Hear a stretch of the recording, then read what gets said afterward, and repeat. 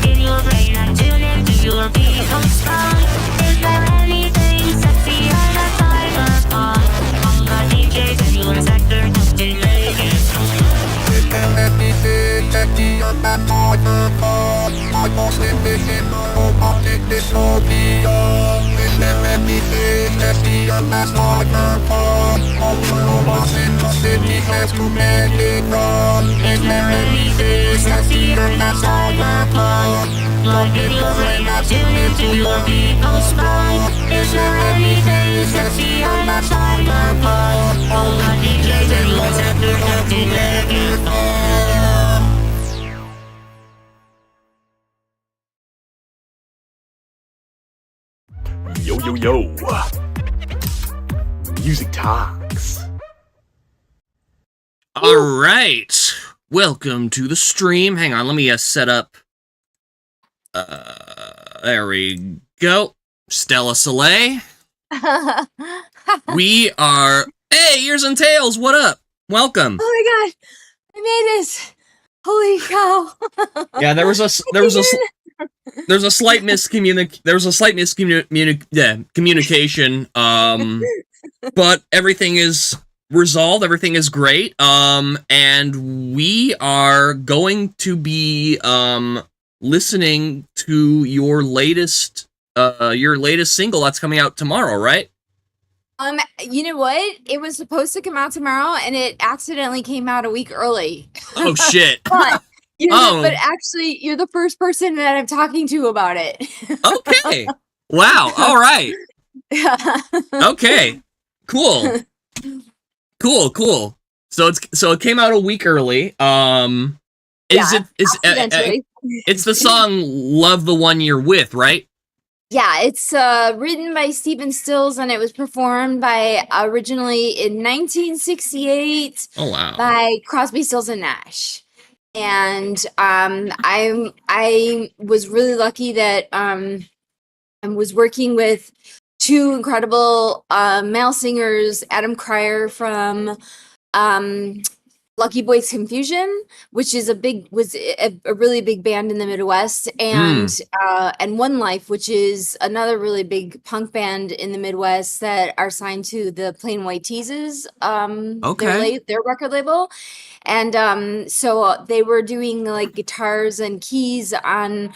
They played out also on Hello, but for Love the One You With, I was like, if I have these great singers that I'm working with, I'm doing a Crosby, Stills and Nash cover, Hell yeah. with 3-part harmony. So Jeffrey in all caps asks me to tell or tells me to ask you, how did that happen? How did I get together with those guys? I'm guessing that's what he meant. Yeah. Well, so my manager he's also my attorney. He's their attorney as well. And when I was like about a year and a half ago, when we were like thinking about when I was even thinking about making like a comeback, my lawyer's like, I work with these really great bands, and he put like a whole band together. They're like a super group. They're like 4 guys from the bass player, Ricky. He's from a really well-known band, national band called Liquid Soul. I don't know if you've ever heard of Liquid Soul. The name sounds familiar. Yeah, they actually they were up for a Grammy in the early 2000s. They were nominated for a Grammy, and so Ricky Showalter plays the bass on this, and then Eric Suria, Summers Uria, he is the drummer, and he's like a big session guy in Chicago. I mean, he's played with like Rage Against the Machine and stuff. So wow. Okay, yeah, cool. So it's kind of like a super group of guys that I was lucky enough to get together with. That's sick. Okay, cool.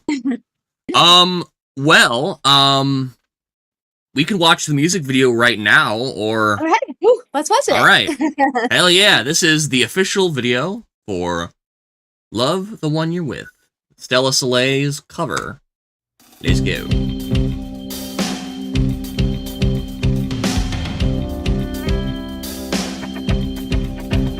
If you're down and confused and you don't remember who you're talking to, concentration slips away because your baby is so far away. Well, there's a rose in the misty cloud, and the eagle flies with the dove.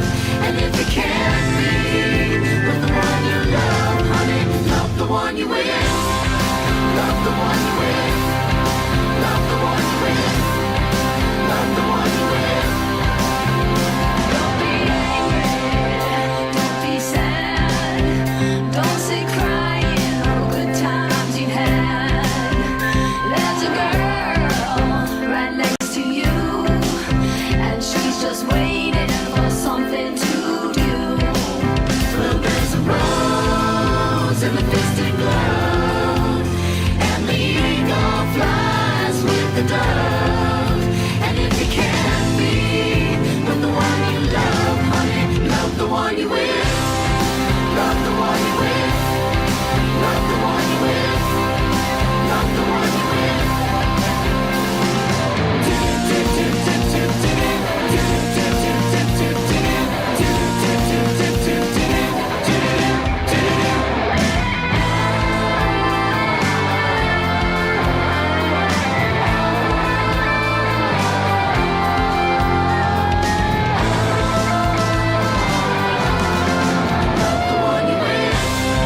Love the one you with.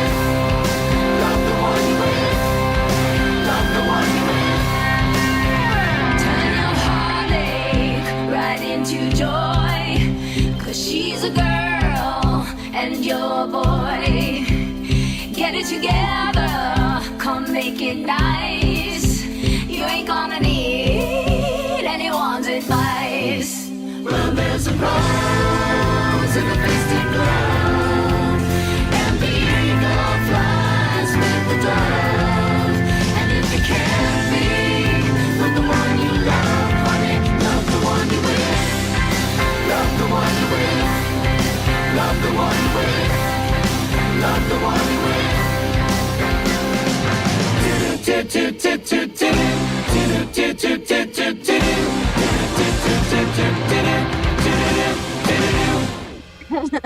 Wow. That was awesome. I have to tell you how we made this video. It's so crazy. I like absolutely. Go ahead. Okay, well, first of all, you know, Jeffrey Panzer is, I mean, he's my mentor, he's my teacher, he's like one of my very best friends, and he, you know, I mean, you know about Jeff. I mean, he's done 3,000 of the biggest music videos that anyone has ever seen in the planet, you know? And that's so wild. I know. So it's like, so first of all, just to work with Jeffrey Panzer is an amazing, amazing thing. And so he's in LA, I'm in Chicago, and my husband Joe, my husband Joe Wire, he would shoot videos of me and documentary stuff, and so he's kind of good with me with a camera. So he decided to do the three of us to have Joe direct, to have Jeff executive produce remotely from LA on a monitor. So we got rid of all the furniture in my living room and hung 3 giant green screen panels and turned the living room into like a green screen room. Right. And Jeff was on the monitor yelling out directions, and my husband had the camera on the kitchen counter and was shooting it. And actually that version that you just saw was a rehearsal. And Jeff said, he's like, I don't think you're going to do a better performance than that. That was just like a really special, magnificent performance, and I don't think you can match that. That's the video. So that version is the rehearsal, and it became the final cut. That's wild. So it was really, really cool to work with Jeff Panzer and my husband Joe Wire together. With us, and we did it in our living room. It is such a cool story, Ears. I'm guessing that's not how you shot the Hello music video. No, I went to LA and worked with Jeff, and we had like 3 locations for Hello in his neighborhood that were blocks away from each other. Oh, well, I guess I only meant the green screen stuff. But yeah. So the green screen stuff that we did at Jeff's, we did in his backyard. We hung the green screen from his second balcony and put green screen over his grass. And in the video, Hello, that huge like Madison Square Garden stage that you see is his backyard. Holy shit! Backyard. That's so good. That's so wild. That's awesome. That's awesome. So, like, I have a few questions. The backing singers, the backing vocalists, is some of it you, some of it like other vocalists? So like I said, the 2 guys that are incredible vocalists, they're both lead vocalists in their own bands. So I do all the top notes, the high top notes, and then Pat and Adam take the mid and the low notes. And so we studied the Crosby, Stills and Nash version and did it exactly the same as they did the 3-part harmony in the original. That's fantastic. It was fantastic. I mean, like, when you get an opportunity to do that with really great singers, you should just do it, you know? Oh, yeah. Totally. Oh,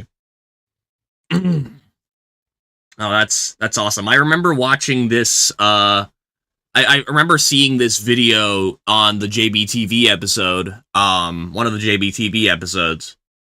So, of this week? Last week? When he accidentally... Yeah, that was supposed to run this week, and I don't know what happened. Gotcha. So that's how it came out early. I was like, wait, what? Wait, what happened? Why is the video playing? It's a week early. So now it is for sale, finally, on ElasticStage.com. Do you know about ElasticStage.com? No, and also we've got someone, Heinz. Who is that? Jen Stella recorded all three layers, high, medium, and low vocals over that. That's sick. Over on YouTube. Thank you. Oh, it's a compliment. Oh, it's a compliment from YouTube. Okay, I'm getting the feel of this now. Yeah. No, I was talking to people in chat. Sorry, go on. People in chat. I got you. I'm like, huh? What's a Heinzie?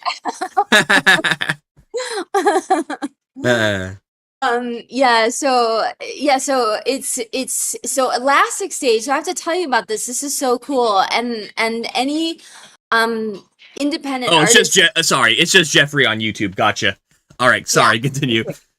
It's elasticstage.com. It's a direct to consumer manufacturer that manufactures vinyl, 12-inch vinyl, CDs, and then it's direct to consumer and it's mailed directly to you. So you order it from elasticstage.com and then within 2 to 3 weeks you get your vinyl, which is crazy because with other manufacturers, it takes months. Sometimes you wait like 3-4 months to get your vinyl. And the turnaround for Elastic Stage, it's a new model of distribution for independent artists. It's really, really cool. Really? So that's why I decided to go with elasticstage.com. I was like, I don't want to sign with the record label. I want to put this out on my own. Elasticstage.com. So this is a music distributor?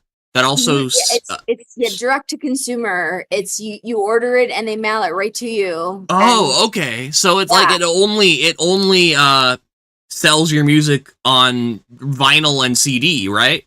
Yeah, so I'm releasing it on vinyl and CD, and it's 12-inch vinyl and CD single. So it's got 2 songs. So the side A is "Love the One You With," and the B side is "Hello." That's sick. So, I need to look into that. So it's a maxi single, and any independent artist that wants to make money, this is the way to do it. Like, use elasticstage.com. Digital sales are done. They're over. Like, nobody listens to music digitally anymore. Digital sales, like in 2024, digital sales were $300 million. In 2024, vinyl sales were $1.7 billion. Holy fuck. Yeah, so it's on. Vinyl is on, and CDs are back now too. That's sick. Do you happen to know like are those numbers just from how much money musicians are making? No, these are music sales. These are from RIAA.org. These are the retail numbers from all music sales from the industry, basically. They calculate all music sales, and in 2024, digital music sales, like on iTunes or Amazon or something like that, totally only sold $300 million worth of digital music, while vinyl in the same year sold $1.7 billion. Of music. That's cool.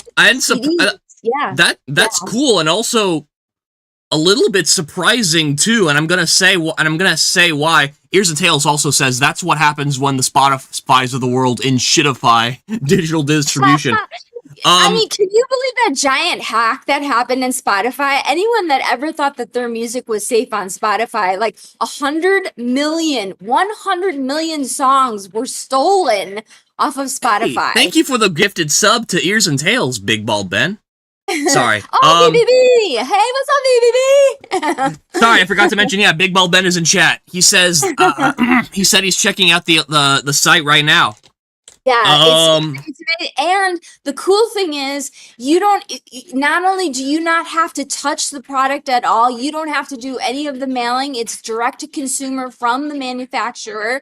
There's no minimum run. So if they get one order for one CD, they're gonna manufacture one CD and mail it out. And so that's huge too, because before, independent manufacturers, to do a vinyl run, you pay $3,000 for 100 vinyl, and Right. and Wow. then you have to pay to like mail it. This is all, Mm-hmm. and then on top of it, it's set up for independent artists and independent record labels. It calculates all your royalties. There's a portal on the site. You create your portal, your page, and it calculates all your sales. You do a split with them, a 50-50 split with the company, which is better than any distributor on any major label. And they Wow. calculate your royalties for you and direct deposit the money into your account. So that's the way to That's go. that's bonkers. It almost sounds too good to be true. I I know have a it's everything that a record company, like what was like the big selling point, has now been like taken completely away from. Yeah, taken away like from completely them. nullified. Yeah.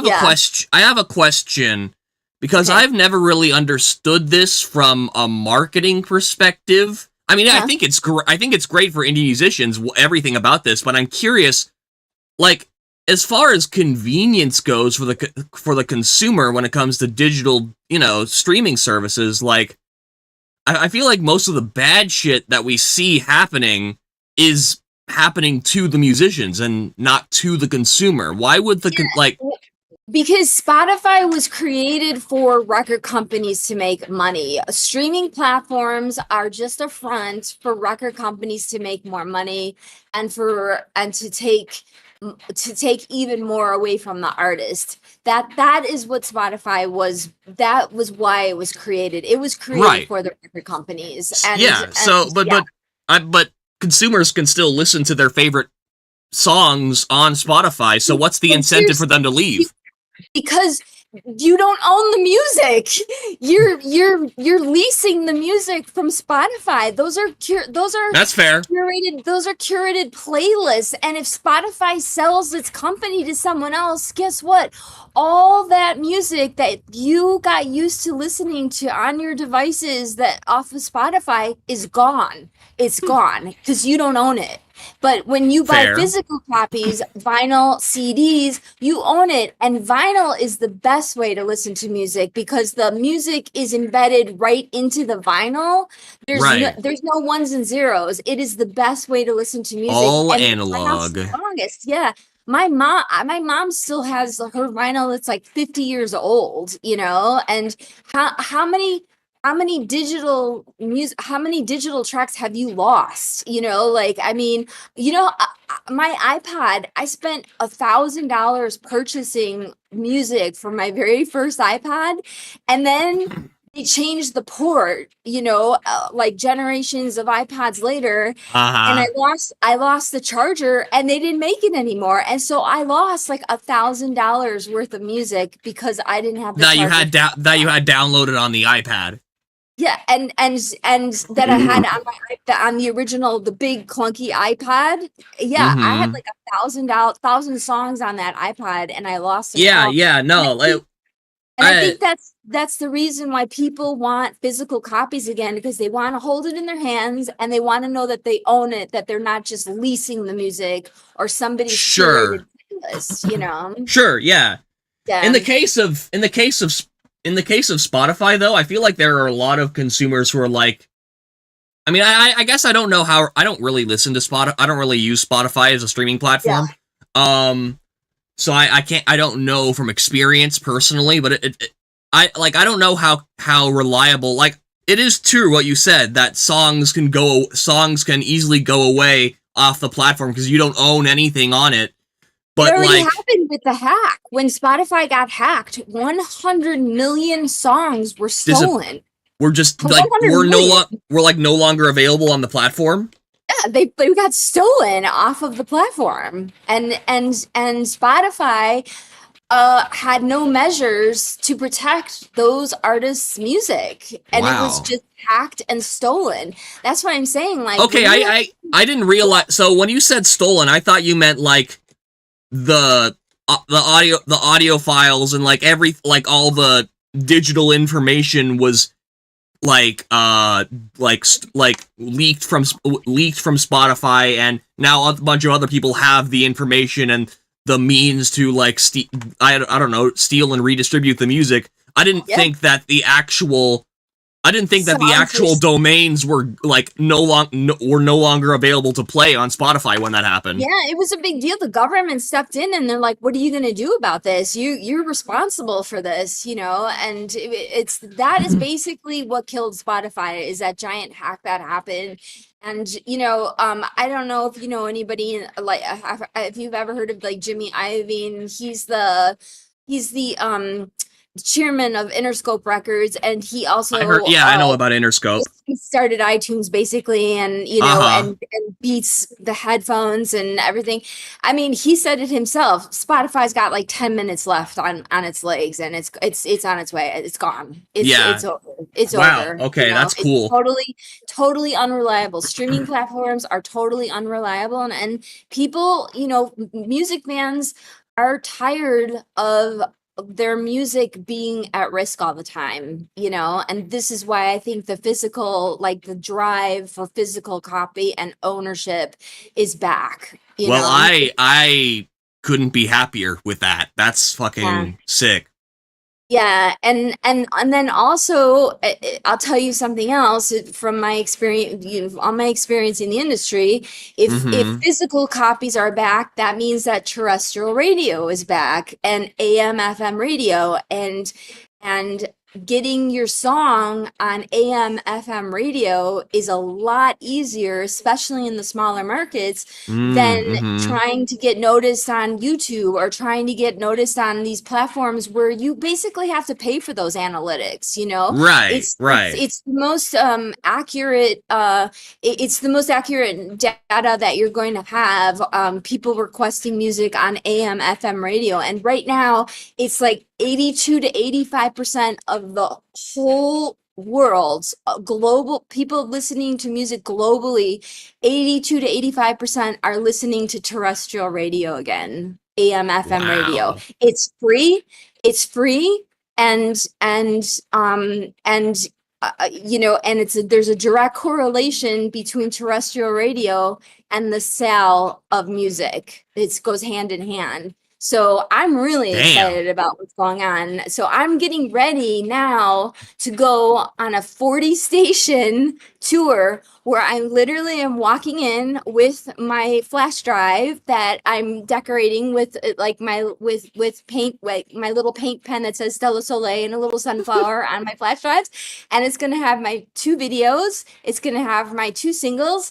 It's going to have a bio, and it's going to have an interview.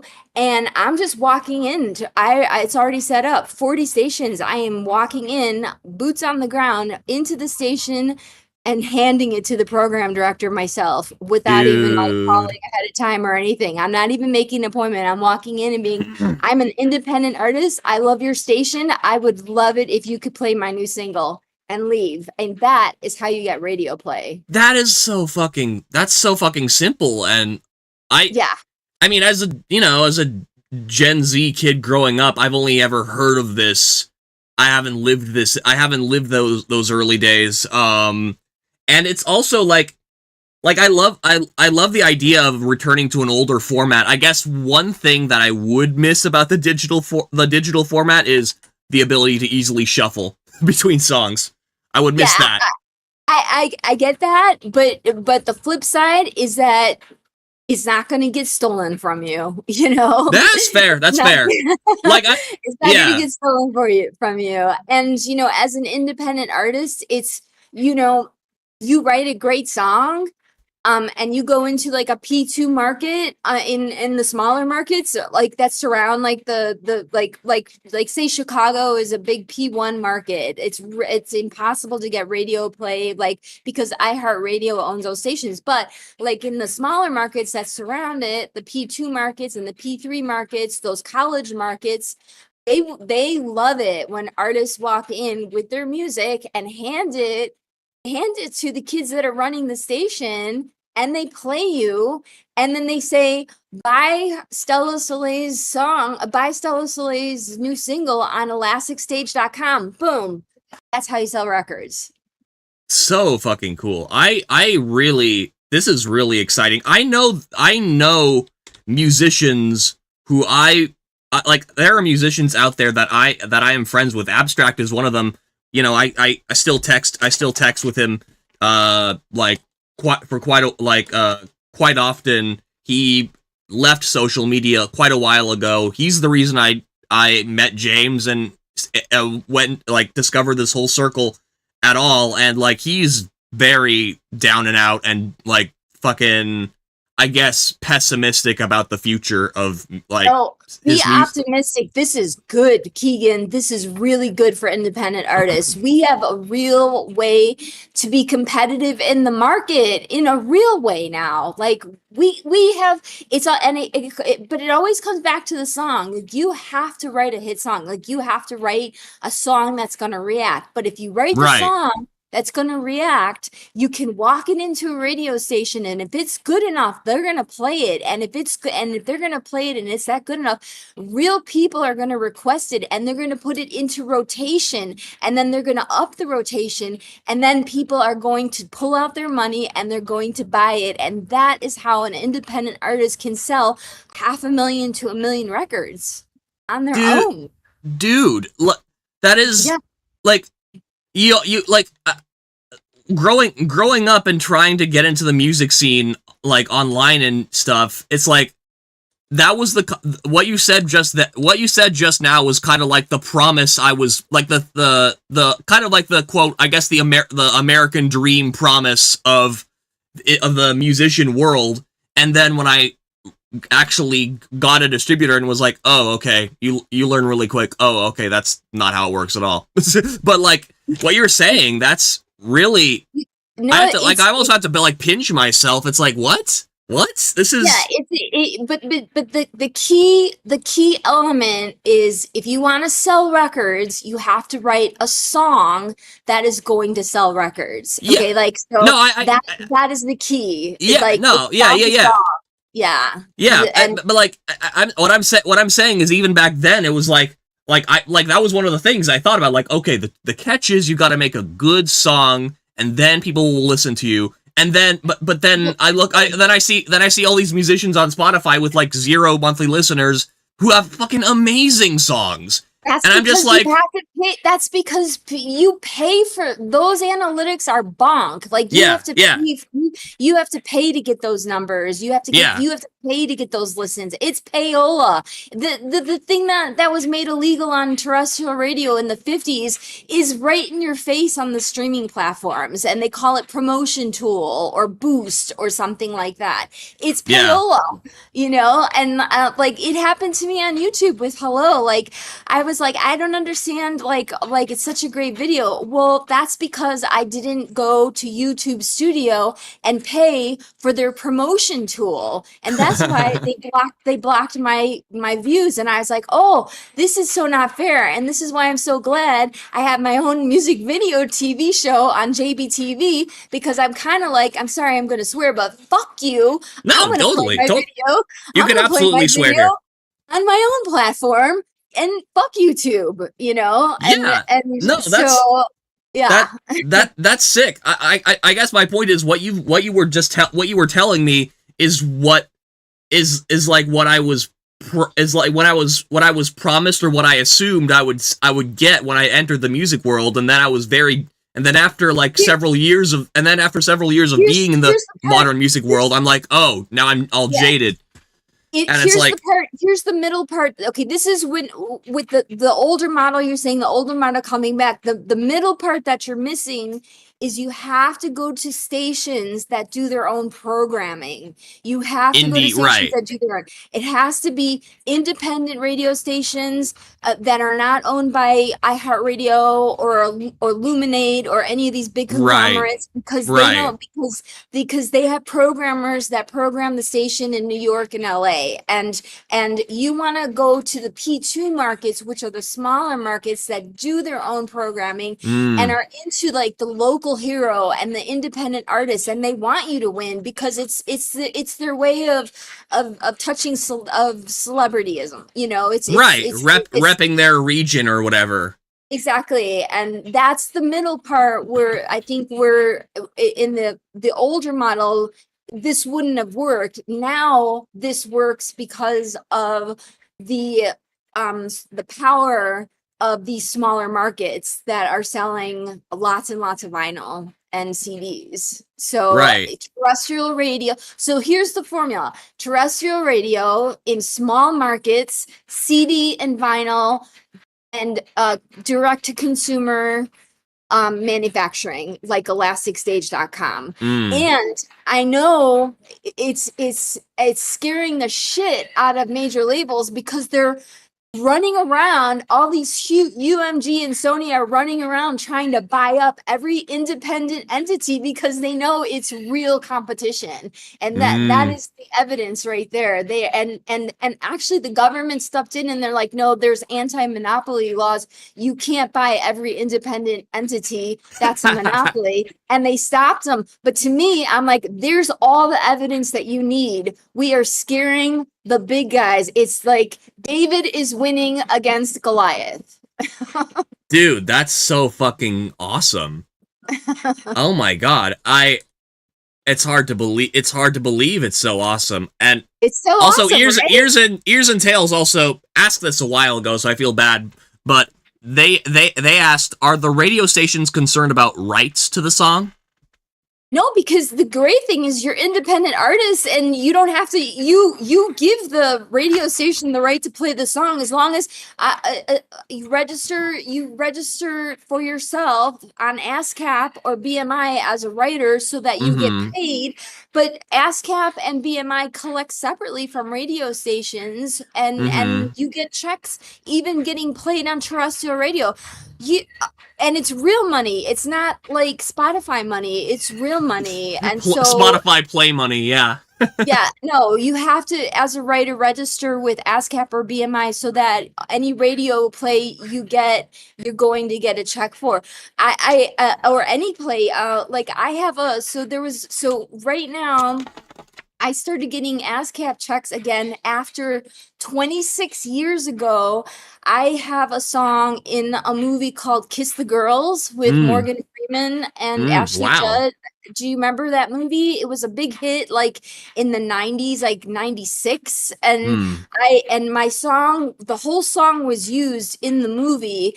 And all of a sudden I start getting like $500 like ASCAP checks again from Kiss the Girls, from a movie that's like 26 years old because Netflix just picked it up. And so wow. So every my god. So as a writer, you have to register with ASCAP or BMI because every time your song as an independent, you don't have to, this has nothing to do with being signed to a record label. This is you as a writer and your own publisher. Yeah. You have to register and you get paid real money forever. And with online digital streaming out the window, the publishing administrators like ASCAP and BMI are going to become much more important. Oh yeah, because now terrestrial radio is back in such in such a big way. These writers are going to make real money again. In the realm of digital options, do you think we're gonna see a return of like those old school MP3 players and stuff? I loved those. I lived in London and all they did was, those were huge over in the UK. Those MP3 players didn't work in the US for some reason. It didn't catch on, and I really liked I really liked those a lot. And I'm not sure if I'm fully ready to let go of digital just because of the shuffling convenience. Yeah, no, I'm spoiled in so many ways. You don't make any money off of, if you're an independent artist making music. Keegan, I want you to make money off of your music, and physical copies is the only way to do it. Yeah, sure. No, yeah. So that's why I push so hard, and that's why I push independent artists so hard to get with this, get this in your head now, look, research, ask AI, do the research and verify everything I'm saying is 100% true. I have been watching the market for 3 years and have watched it just go up and up and up and up. It is, the independent artist is taking over. That's wow. I'm flabbergasted. I'm not used to good news, man. So me and Jeffrey Panther, so we put Jeff has a really great model too with podcasting and broadcasting TV and we put our models together. I came up with a terrestrial radio model, and both Jeff and I put together a model for an artist development model, and then he has this great podcasting and broadcast TV model, and we put the models together, and now we're starting our own independent label called Squirt Records that we're launching next year. And it's a launch label, and all we want to do is work with baby bands and bands that are just cannot get off the ground, and we want to get them off the ground. Squirt Records. Get them to like mid-level success, and then see where if they want to upstream or where they want to go from there. But because and we're using the record that I'm doing as the proof of concept, basically, is what we're doing. Wow. So this single, and then in 3 months I'm releasing another maxi single, and 3 months after that I'm going to release the full length, and it's all going to be on vinyl and CD. And I'm doing this huge radio tour where I walk in and literally personally hand the program director my music and flash my smile. Man. And so basically that's what we're doing is with this, the album is called Firebird, and with Firebird we're it's our proof of concept for Squirt Records. All right. Hell yeah. No, that's that's fucking great. That's fucking great. Oh man. I'm almost like, do you like one question I have about the whole opportunities thing, like, since we're kind of turning back the clock in a lot of respects when it comes to this new old opportunity coming up, since we're talking about like terrestrial radio stations again, I'm guessing where you're from and region suddenly matters a whole lot more, right? Like, well, the concept of there's a consumer psychology of the local hero, and it has to do, and the consumer psychology of the local hero exists in the P2 and the P3 markets, in the smaller and the even smaller markets. And the psychology is that those listeners are loyal to those radio stations, so there's built-in listenership already, and then the artists that they break on those stations, there's loyalty to those stations as well, and so that's why it's so significant, those smaller markets that I'm talking about, but more significant than the big markets. Oh yeah, no, I guess my question was, if everything's being localized, if you live, I don't know. Here's the answer to your question. Yeah. There's something that's called media base. Have you ever heard of media base? No. Okay. Media base is the industry, the radio industry. It's really the music industry standard. It's a website. The subscription is about $10,000 a year to subscribe to media base. But what it does is it calculates every single anything that's played on terrestrial radio anywhere, and even internet radio, and any radio at all is on media base. And so basically what happens is when you break these small localized markets, they report. And even now, the technology has even gotten better. Now they don't even have to report if it's played on a station. Media base picks up the frequency and reports itself on its own website. And so what happens is other radio stations all in the country, and there's different levels of radio stations, but they all subscribe to media base, and they watch who is playing what. And when an artist breaks at one station, another station across the country is going to look at it and be like, why is that song breaking over there? That song is in heavy rotation. They're selling records in that market, in that local market. We're going to try it out here. And so media base works for the artist because it literally indicates to the rest of the industry what songs are working and what aren't working. And they pick. and they want to be on. It's another kind of psychology. These radio stations want to be on these songs first. They want to be the ones to say, we played them first, we broke them first, we were on it early and stuff. And so there's that psychology to the radio industry, and they follow media base, and that's how media base works for independent, or works for any artist really. But we don't have to, and there's a free version if you want to check it out. You can't, it's like $10,000 to subscribe to it, but if you go to like mediabase.com, you can actually see the playlist of radio stations all over the country. Also, I just found, I do so much research, Keegan. I can tell.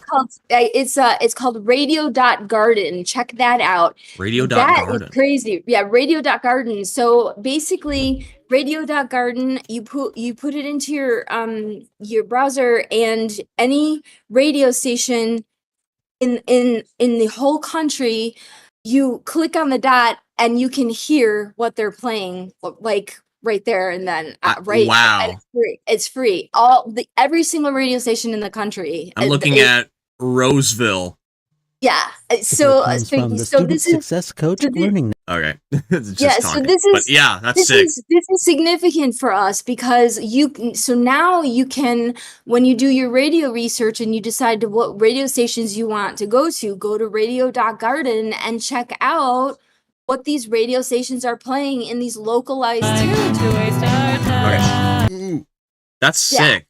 That's so I just discovered radio.garden last week. That's one of my new finds. Like, this is my obsession, is to like beat the music industry, and I keep finding these like gems that no one knows about.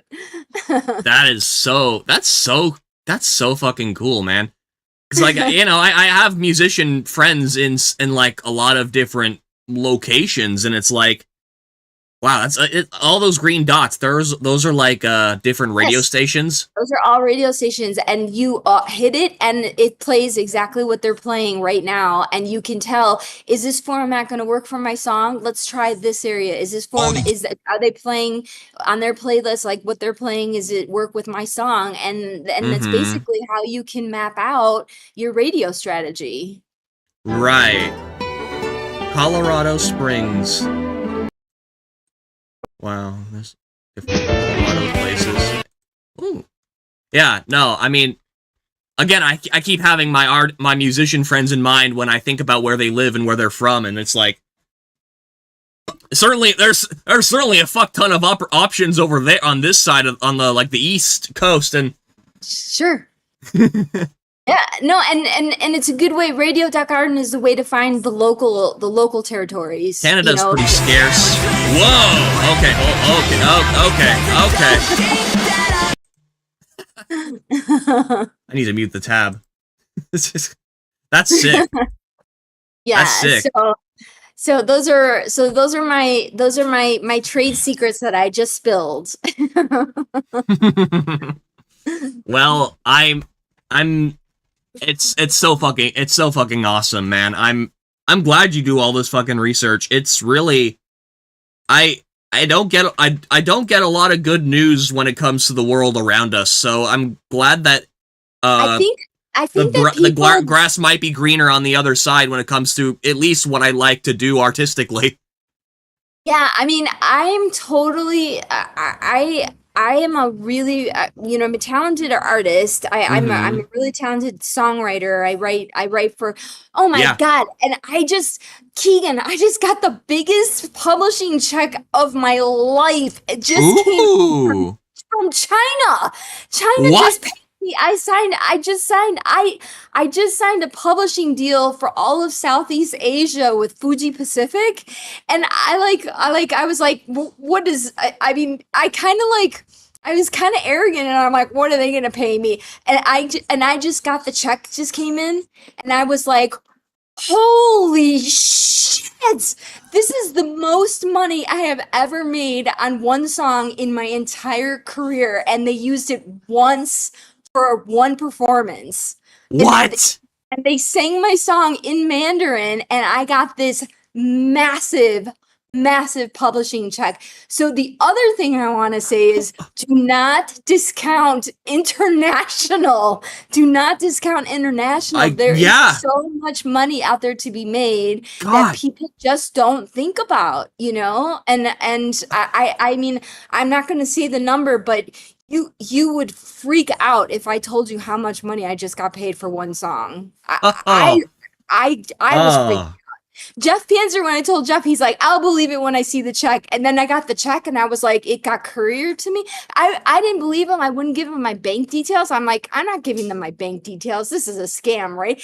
And they're like, no, we have X amount of money to pay you. How do you want us? And I'm like, send me a check. Send me a and they're like, all right, we'll courier it to you. And I'm like, well, that's not very scammy. Who couriers a certified check to someone if it's a scam?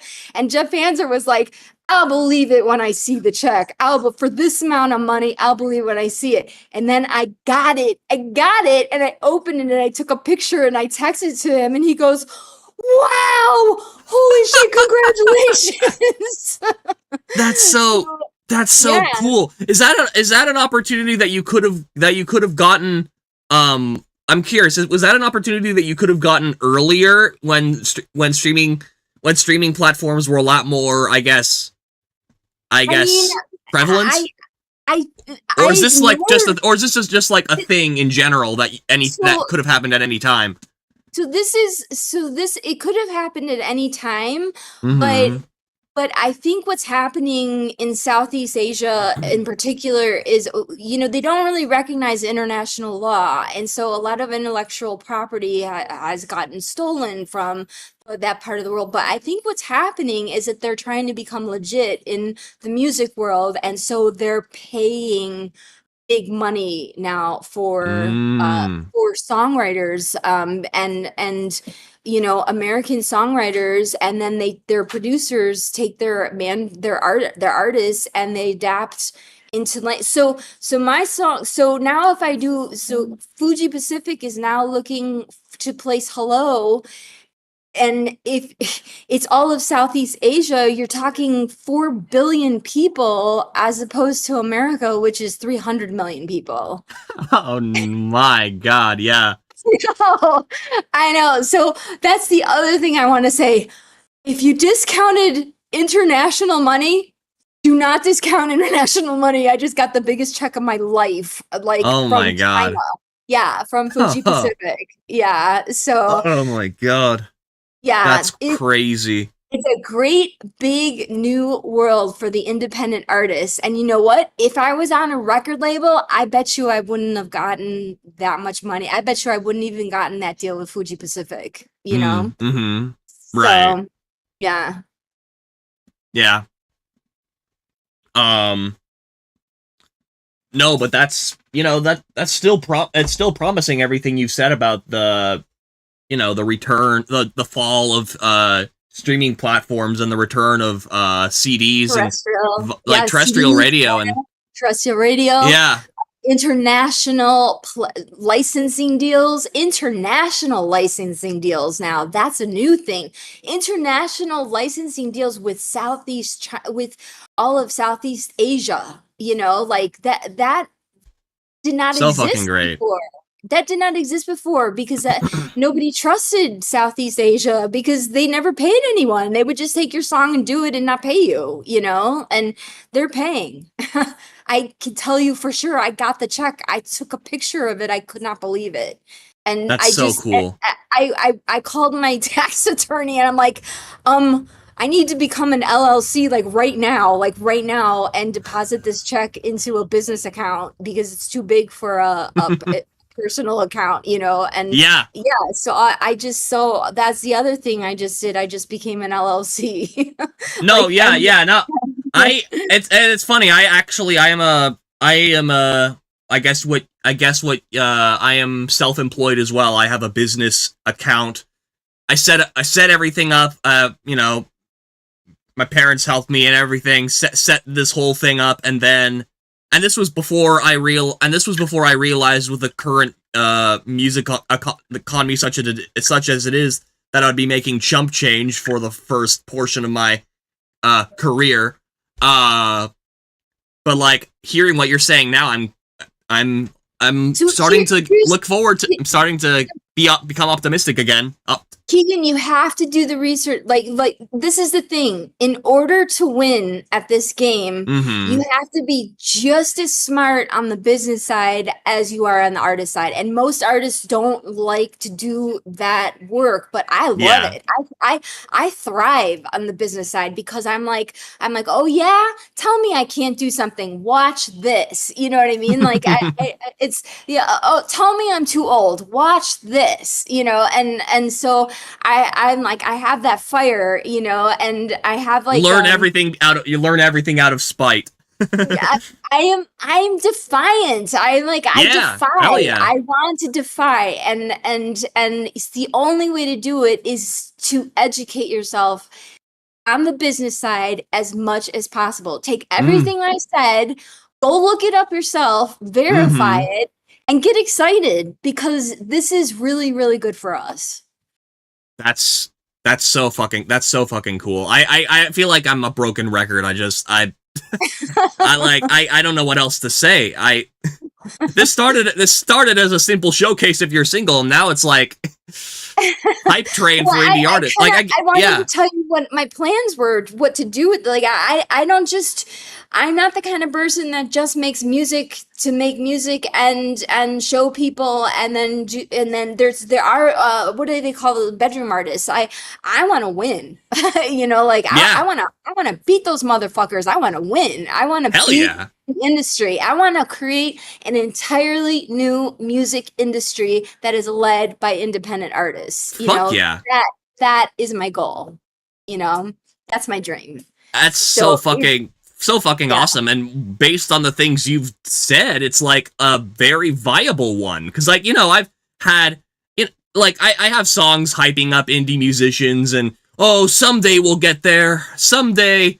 But it's like, I never had an actual, like, plan, or I thought, like, I always thought, it was like, I was still staring up at Goliath, and I just, it didn't seem feasible, to change, like, it only took a slingshot, dude. It only took a slingshot to knock his ass down, right? Like seriously, it's like all the information is there for you now. All the pieces are in place. The equation is solved. I solved the equation. Now I'm going to do proof of concept, but in the meantime, Keegan, like, do the work, man. Do the research, do the work, and get your shit out there for real and make some money. For real. Hell yeah. No, I intend to. My first step is actually live performing. I'm going to do that on this Sunday. First I'm going to perform digitally on Twitch, Bandcamp, and YouTube, and that's going to be for event. That's going to be basically to, like, I guess that's like my opening thing, and then I'm going to eventually perform. It's working up for me to perform in person and at local events and stuff.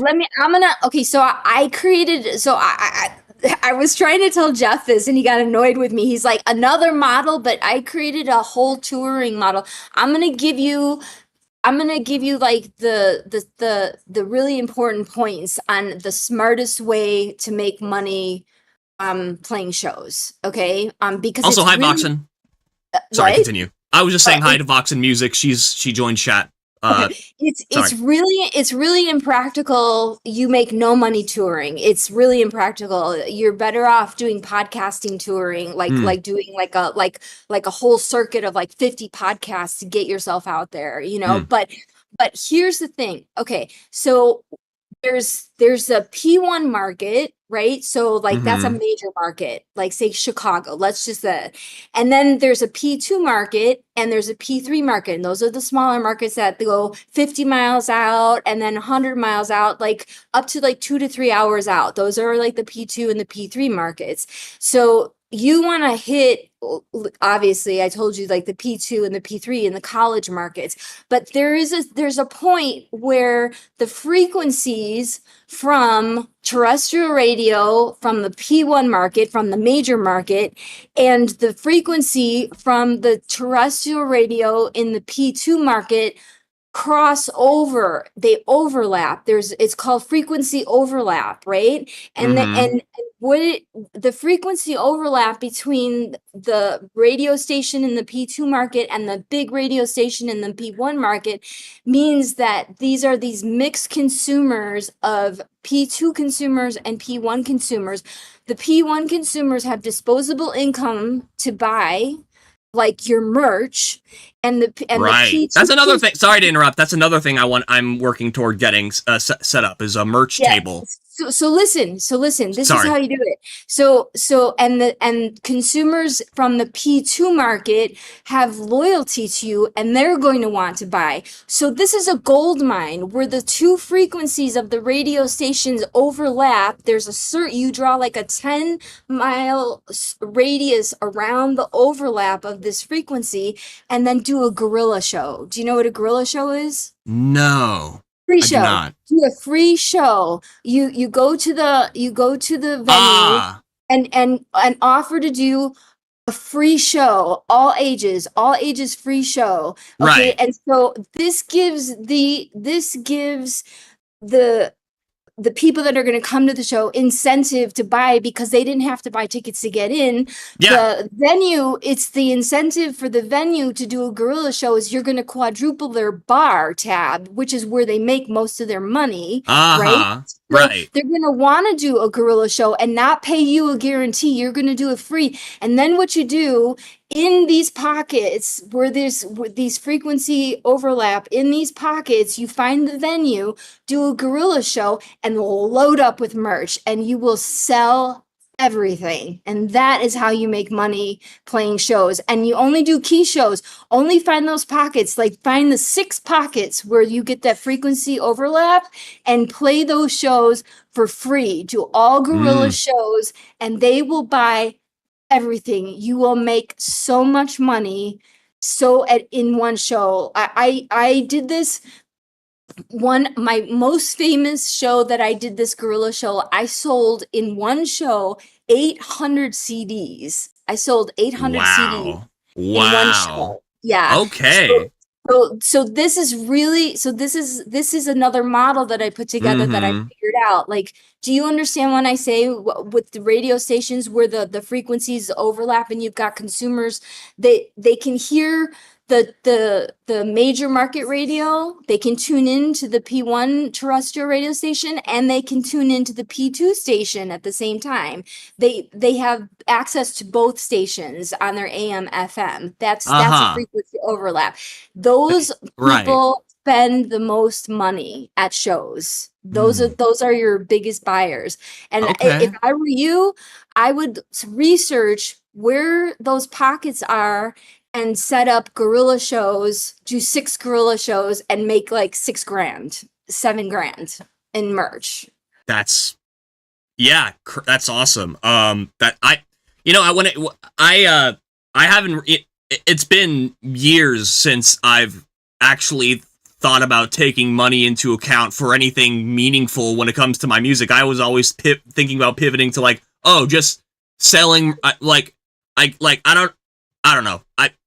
I was thinking about Patreon, until I talked to you today, I was just like, I'm not gonna make money with music. I gotta do something else. No, you can totally, you just have to. And then also the cool thing about when you do guerrilla shows, technically those are punk shows. That's punk rock that's punk mentality. Right. So instead of having to buy t-shirts, do this. I did this. This totally fucking works, and people love it. Go to the thrift store and buy cool t-shirts that say A&W root beer on it, or in all different sizes, and then you get a puffy pen, and then you write your logo on up here on the t-shirt. You write the logo on the thrift store t-shirt. You sell it for 20. You bought the t-shirt for $2, you sell the t-shirt for $20, you just with a puffy pen write your logo, Keegan, across it, and it's totally punk rock. So you don't even have to buy merch. Go to the thrift store, make your merch, and sell them each for $20 in 3 different sizes, and they're all one of a kind. They're collectibles. And That's a hustle. That's a hustle right there. That's so works. cool. People love it, and I used to bring a rack and then just hang up all, and people would just go through the rack and I want this one, I want this one, and I would make a killing on thrift store T-shirts that I bought for $2 and wrote my name on it with a puffy pen because it's punk rock and it makes sense and it works because you just did a guerrilla show for free. You get it? Yeah, totally. Okay. I didn't even, to be clear, I didn't even know free shows were called guerrilla shows, and by default, I was like, I'm gonna be lucky to have someone pay me. I'm definitely gonna do free shows. No, offer guerrilla shows, and you do all your like you do your like boots on the ground handoffs. Talk to people, and make like little flyers and stuff, and a free show, free guerrilla show, all ages. Like and people see free, and they're like, we'll be there. Yeah. So and that is how, so you make your punk rock merch, you don't buy it, you make it, you hardly spend any money on those t-shirts, and they're all collectibles, and people will buy them, and you'll make a killing. And find those pockets. That's how you should play those shows. Hell yeah. By the way, I just wanted to say hi, Terrence Bull. Terrence, I don't know if you've heard about his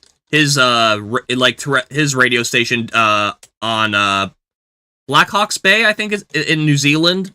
Cool. The Hi. Indie Pulse, I think it's Indie Pulse, Indie Music Pulse. I interviewed him on the same Music Talks podcast, and I heard a lot about I learned a lot about the the music industry in New Zealand, and how indie musicians just never get played on radio stations there, and how he's kind of trying to break that mold by exposing tons of New Zealand talent. He's because he's a New Zealand indie musician, and he has a website where you can submit songs to it, and he has these shows that you can watch online that he broadcasts. I mean, the best way to get a radio station to play you is to show up as the artist and want to talk and talk to the receptionist. Get the gatekeeper is the receptionist. That's the key. Really become friends with the receptionist of the radio station. And Indie Pulse, right? Indie Pulse Radio Hawks Bay. Sorry, continue. Yeah, and that's basically how you get the most ads and the most radio plays, to show up in person as the artist. Don't have a record label do it for you. Do it yourself, and that's the best way to get airplay. Yeah, that's how I've had the most success. When I was on Universal, there were 18 stations they could not get ads. They would not add it for political reasons that had nothing to do with me.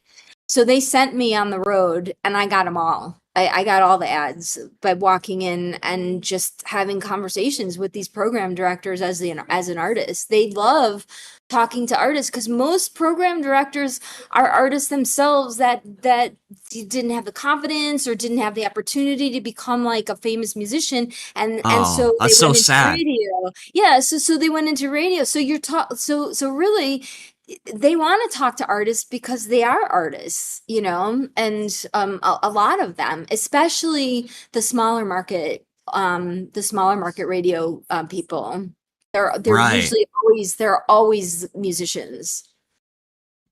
That's awesome. I guess to summarize things to any any independent musicians who are listening. I know RexCon's in the chat. We got a lot of people in YouTube. We got a lot of people on Twitch. I guess actually not too many people on Twitch anymore, but ears and tails left. But we got a decent amount of people on YouTube. I know I know almost all of these people could benefit a lot from what you explained to me about a 101 on the first few steps you must take, assuming you haven't taken them already. If you're just I don't know, just starting out as an independent musician, what do you do? How do you actually effectively make money? What's the step-by-step guide that you All right, step one. You come up with step one. The song. The song is step one. Always, always, always. Step one. Right. Write 50 songs and pick out the best one out of 50 songs. You know, find your hit songs. You're gonna have to write like 30 to 50 songs to get like one hit song. You know, that's what it takes. You know, and then from there I would start doing like podcasting circuits and getting, you know, start there, that use Jeff's model. You know, he's so brilliant at this, you know, and start with podcasting and get your toe wet with your social media. Social media to me is not as important as terrestrial radio, but you do need a place for people to land, so you do have to like have a decent amount of videos up on your social media, you know, and then I would go to radio go to radio.garden, make a hit list of your stations that you think that would play, that would like your song, do the research and make a plan to walk into these stations and try to get interviews out of them, become friends with the receptionists and you know, and try to get ads at terrestrial radio, and then I would do guerrilla shows like you're doing. If you get an ad somewhere, I would set up a guerrilla show in that territory. Guerrilla shows being free shows that where you don't pay the where you don't pay the host. Right. And the other thing is, when you do get a terrestrial ad, say they say we're gonna put your song into minimum rotation. Say we like your song, we're gonna play it in minimum rotation to start with and see how it does.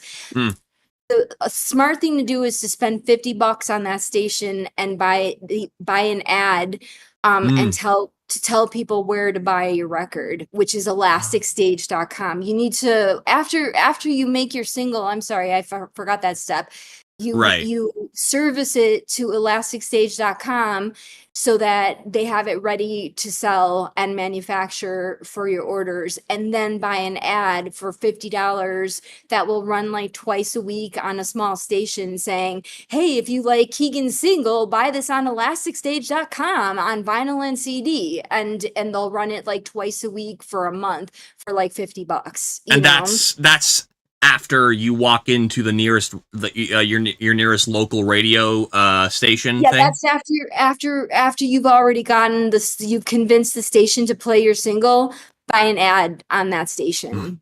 Spend $50 to buy advertisement on that station. It goes a long way. It means a lot to them. You know, it doesn't cost a lot, but the fact that you're spending money on their station, psychologically, that means a lot to them. And so it will probably even bump you up in rotation that way as well. Right. You know, so, and then set up your guerrilla show.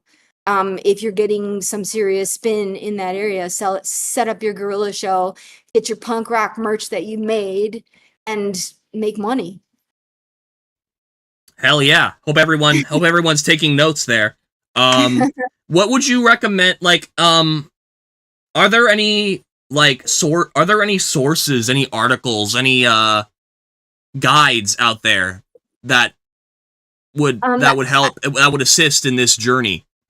Not yet. It's kind of like I hate to say this, but it's kind of me. It's kind of like, because I've done so much of this research, it's me and Jeff, and me and Jeff putting this together. Maybe you should write an article.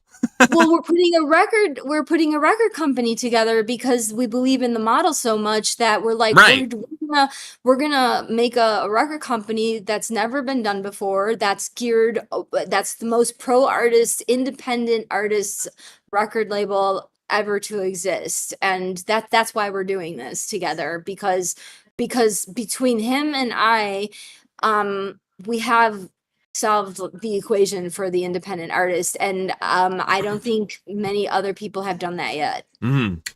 That's so sick. Terrence Bull says commercial radio stations in New Zealand simply won't play any music that has not been on the charts, and they will look at the stats, Spotify plays, etc., to see if the artist is, quote, real.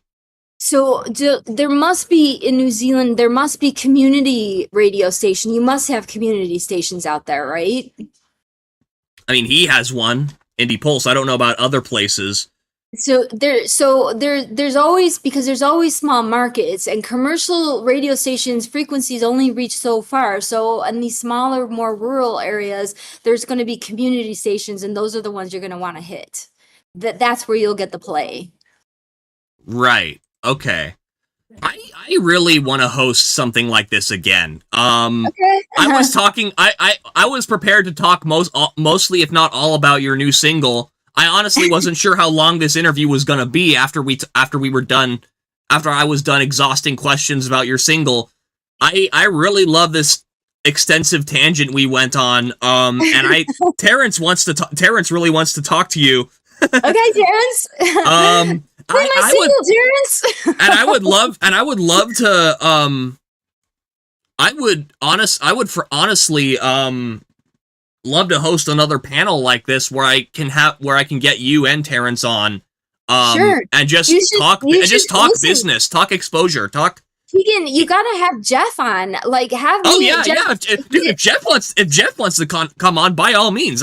I mean, because I didn't know he liked to hop on calls. I would love to have. Oh no, yeah. Jeff is king. Jeff is king on these kind of panels. Like, I mean, he's the king. And where I have holes, like where I can't think of something, he figures out. Like, we just work really well together. We're a good team, and I think the best thing to do is to have me and Jeff on together. Okay, yeah. And Terrence, Terrence Hainsey Hines that's Jeff on YouTube yeah. Terrence also says, remember, New Zealand has a population of 5 million. but you do have, I know you must have community stations out there. There's no way that like that. I mean, listen to this is so cool. In the UK, like back like in like the 60s, they had like 4 commercial radio stations in the entire United Kingdom. And so you know what they did? They took ships and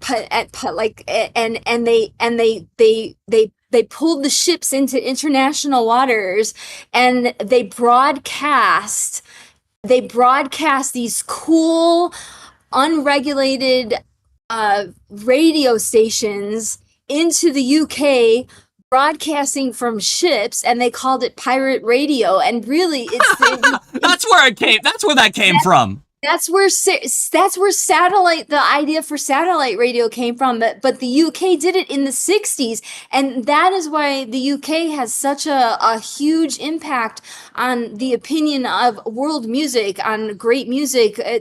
So much great music comes out of the UK because of pirate radio. They had hundreds of stations in like the 60s, you know. So what I'm saying to you is, you're in New Zealand with 5 million people. There are community stations there. I know there are. There has to be. Terrence says, and I don't know how to pronounce this. You could also read the YouTube chat if you want. Radio. I'm probably gonna butcher the name, but a place in New Zealand did that.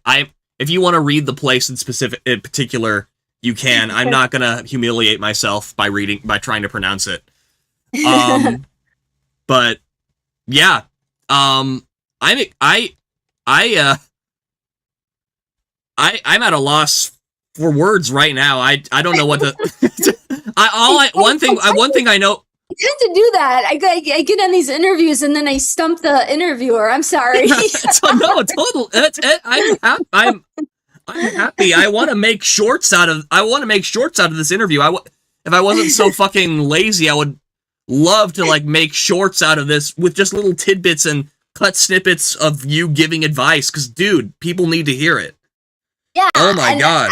And me and Jeff, that's our world domination plan. We are going to show this model to all independent artists, and we're going to help independent artists. That is our goal. Like we want to break independent artists. We want the independent artists to make a lot of money and be competitive in the market. And you can be. You just have to like get over the fear of the business, and especially with all the tools at your disposal now, the real tools, you know. Okay, Terrence says Terrence is spelling it out for me. How Racky. Okay, that How Racky in Auckland. Racky. Cool. Okay. Yeah. All right. It's so cool. Pirate radio, man. So cool. No, yeah. But I hope this is the first of many conversations like this, and I would love to have Jeff if he wants to come on the panel. Jeff, Terrence, and that's another thing. Is like I'm an interviewer. I may not be the most knowledgeable about all things related to the music industry. But like I have connections. I talk to people. Like I like when I talked to Terrence and the Optimistics. Like I was like, oh shit, you gotta know about him. You gotta know about him. I want to hook you up with him. There are all these awesome people that I know in different parts of like the world of my world that don't know each other. And I'm just like, I need to bring these people together. Yeah, dude, seriously, anytime you want me, I'm your friend, Keegan, and anytime you want me on, I'm on. I really think that it would benefit your listeners if you had Jeff on as well, and because if you think I'm smart, he's 10 times smarter than I am. No, I want to have you, Jeff, and Terrence on a panel on Music Talks. I want to schedule that, and I want let's make it happen. Let's make it happen. Okay. I want that to happen. For Hell sure. Yeah. Hell yeah. And Terrence, you better play my single. You can speaking of Indie Pulse, you can submit that to Terrence's website, Indie Pulse. You just set it's like literally he accepts Dropbox links of both like your song and the cover art, and he'll play it. He'll play it on your radio. He'll play it on his radio show. Okay, cool. Yeah. Awesome. Hell yeah. You can make like a page there. He loves to talk about where people are from. I think when he introduces artists, I've had a long, extensive conversation with him, and I definitely think it's y'all have a shared interest, like a think tank. Yeah. Yeah. Okay. Cool. Yeah. Keegan's think tank. Yeah. Wow. Okay. I think I got I'm a migraine? Did I give you a headache? I'm just getting hot. I'm just getting sweaty. I tend to do that too. And the room just, I don't know. I hate temperature. I just hate temperature regulations and changes, man. In the mornings it's really cold, and then in the afternoons it gets super hot. Listen, don't talk to me about temperature changes, okay? Because women have to deal with menopause, okay? You'll never have to deal with that, or like it's hell. I mean. Oh, I can't imagine. I can't imagine. Yeah. I mean, imagine like being totally like fine, and then the next minute going, oh, I'm on fire, ripping all your clothes off completely naked and standing in front of the ice box. Like that's what it's like for a woman. Jesus Christ. I had no idea. Yeah. I've not heard of Dave's music.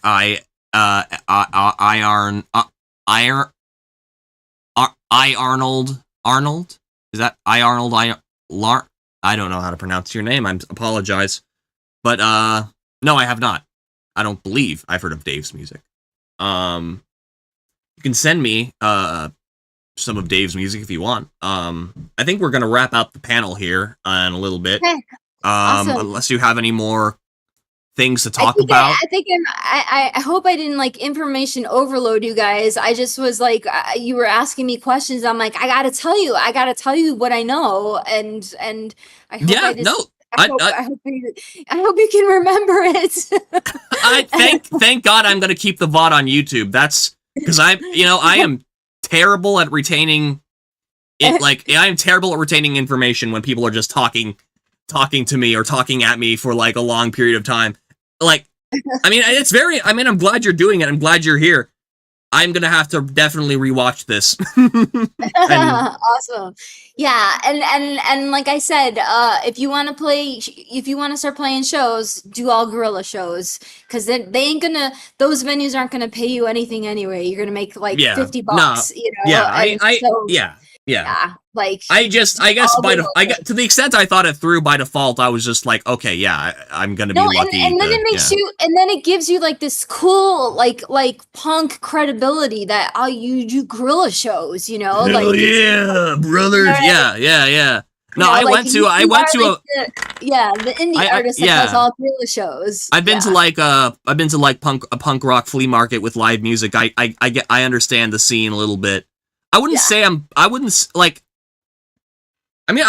could be a little punk. I'm more like a techno, like electronic techno vibe, but like, it's just kind of like do it yourself. It's DIY. DIY. Yeah. So, all right, I gotta go cook dinner now. Okay.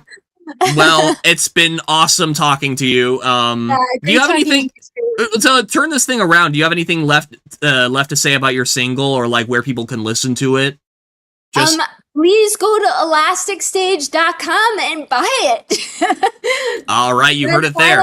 Buy this. It's a CD. It's on CD and it's on vinyl, and it's not going to be on. It's not going to be on streaming platforms, is it? Nah, I'm not even bothering. It's nobody buys digital music anymore. All right. Well, if you want to hear it, that's where you're gonna have to hear it, folks. Yeah. No, forget streaming platforms. I'm not getting used by them. Forget it. No.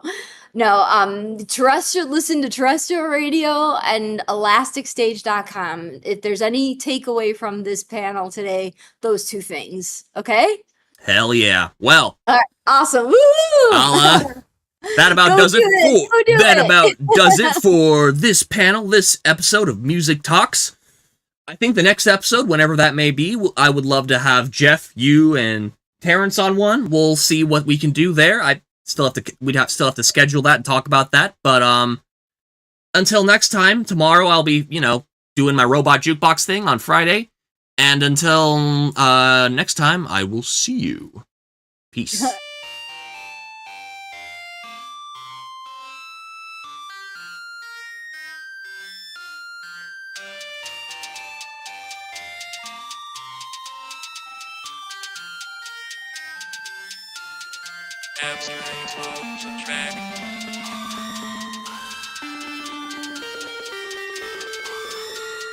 When